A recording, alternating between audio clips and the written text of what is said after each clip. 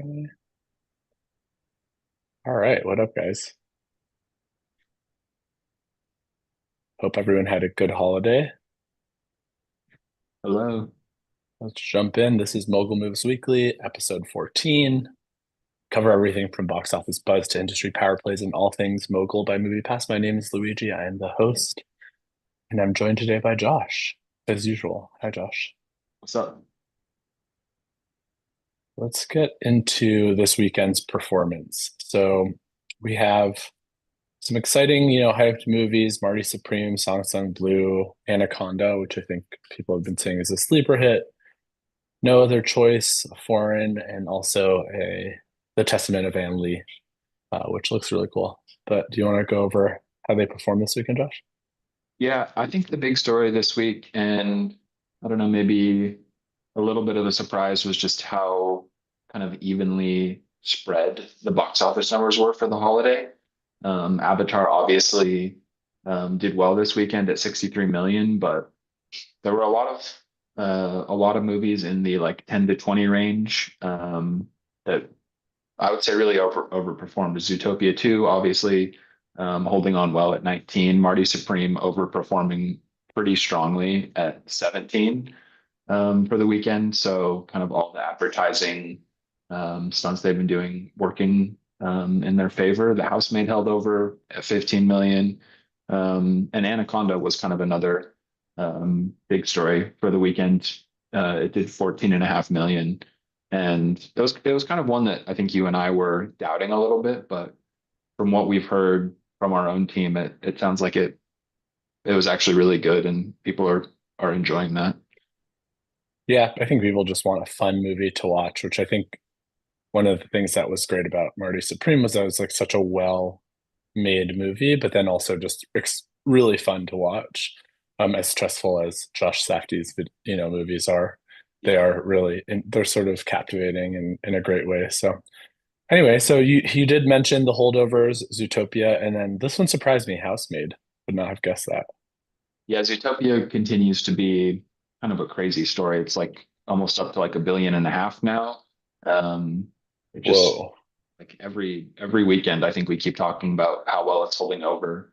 And yeah, the Housemaid doing 15 on its second weekend, I think. Really strong, only like a 19.5% drop from last week. So Yeah. there was obviously a strong cohort of um, I don't know, adult daters who wanted a movie like that for the weekend and it filled that niche. I didn't realize it was an adaptation of a book. Did you know that? I didn't know No, I that. didn't. No. So I get it. Like I feel like a lot of book adaptations, they have such a good like base of fandom. Yeah. And then, if it's actually done well, then it like can really overperform. I mean, no question here, obviously.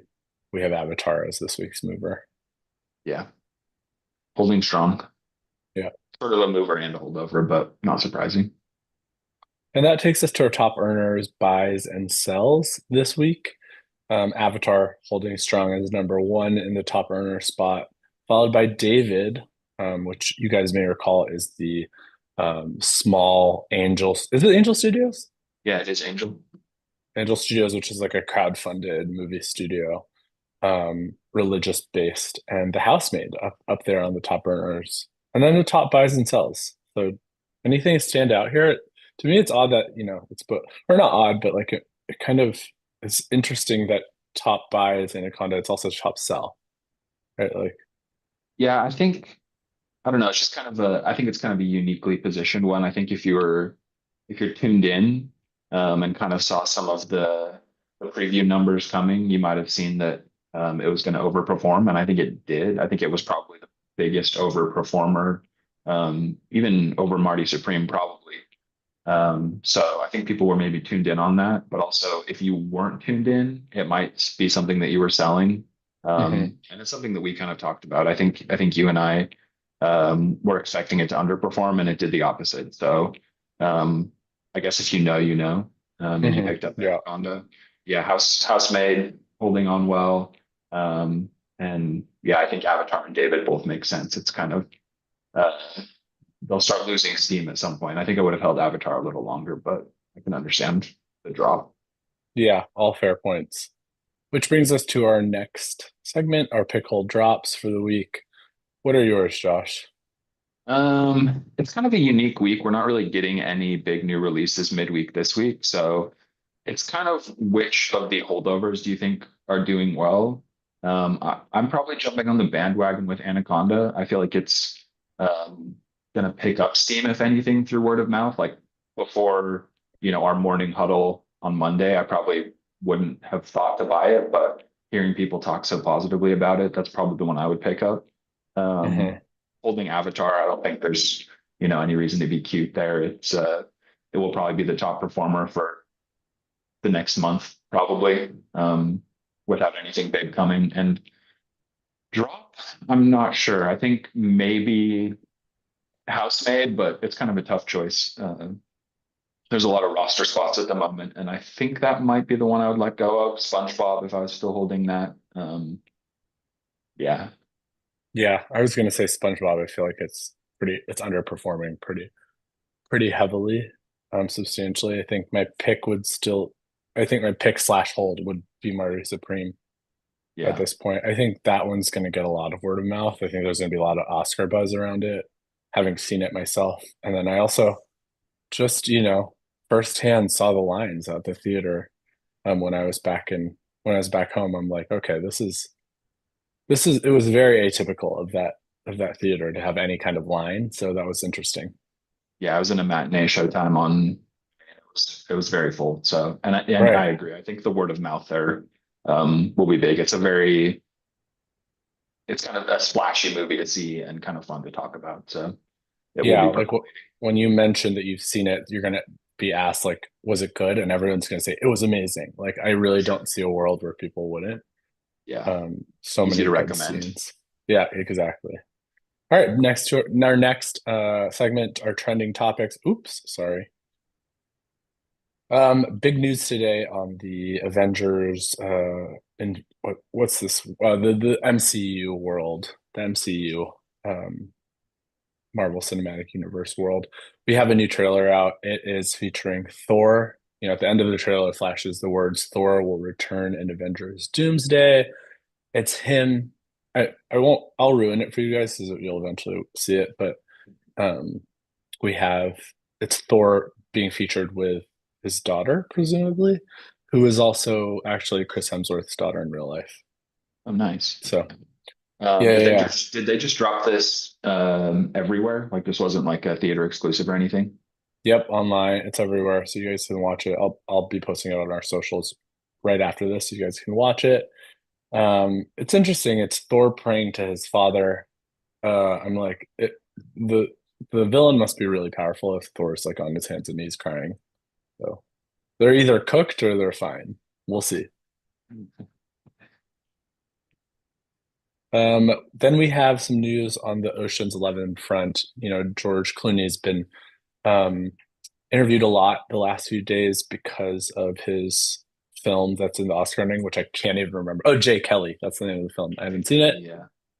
but he's in the press a lot. He's on his tour. He's talking about the next Oceans, which is a remake or a reboot rather.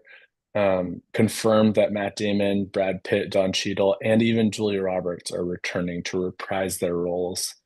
Apparently the concept of the new Oceans is that they are going to see how you can pull off a heist of that nature and scale when you're as old as they are. Which I think is a interesting take. Is that like the most like fun take on it? I don't know. We'll see. But maybe it's the 80 for Brady crowd, like that. Maybe that'll bring it out. I don't know. Yeah, I mean, it's an iconic franchise. I think for the millennial generation, Ocean's 11 is like truly an iconic film. So I will Yeah. always, my ears will perk up when I hear Oceans. Like did you see the last one? It was like the all female cast and it's like Rihanna and Feel like I saw it. I don't remember the movie very well though. it was pretty good, but like definitely underperformed, I'm sure, at the box office. Like, I don't know. Yeah, Well, bringing back the original cast, I think is the way to go. yeah. So, another interesting thing for this movie, interesting marketing for this movie, Return to Silent Hill, which is a horror. There is an ARG online. You can visit, what's it called? YouLiveHereNow.com. And there's essentially this is a preview of it, but it's a blacked out screen and you have like a flashlight.